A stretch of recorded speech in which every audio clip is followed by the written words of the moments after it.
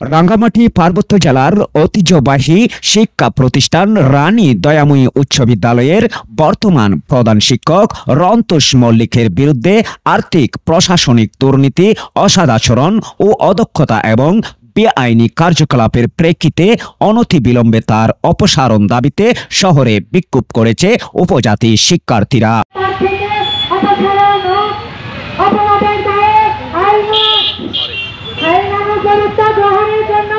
আজকে বর্তমান শিক্ষার্থী, প্রাক্তন শিক্ষার্থী এবং অভিভাবক সহ রাঙ্গামাটির সচেতন নাগরিক সমাজ এই মানববন্ধনে যোগ দিয়েছে।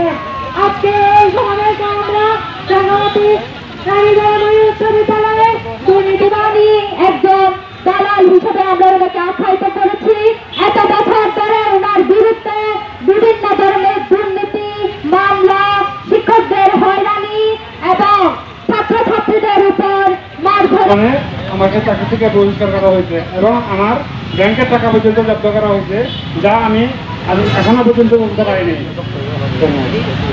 জানা গেছে সকালে তুহিন চাকমা, পহেলা চাকমা, ওক্কাওয়াই মারমা, রেলি চাকমা, মিটন চাকমা সহ বেশ কয়েকজন এর নেতৃত্বে উপজাতি শিক্ষার্থীদের নিয়ে একটি বিক্ষোভ মিছিল রাঙ্গামাটি শহরস্থ জিমনেশিয়াম মাঠ প্রাঙ্গণ থেকে শুরু হয়ে জেলা প্রশাসক কার্যালয়ের সম্মুখে এসে এক মানববন্ধনে মিলিত হয়।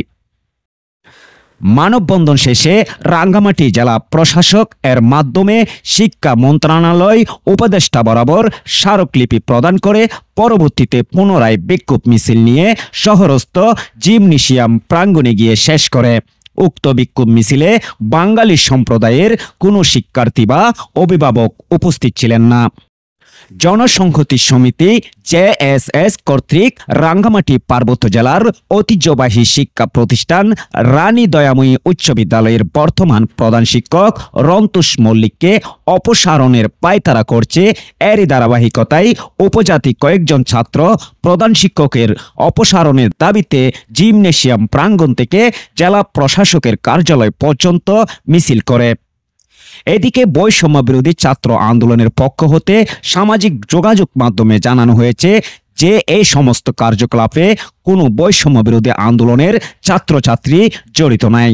যেহেতু কেন্দ্রীয়ভাবে নিষেধ আছে, তাই তারা রাঙ্গামাটির বৈষম্য বিরোধী আন্দোলনের ছাত্রছাত্রীদের পক্ষ থেকে শিক্ষক অপসারণের নামে শিক্ষাঙ্গনে সাম্প্রদায়িক বিশৃঙ্খলার বিরুদ্ধে প্রতিবাদ জানায়।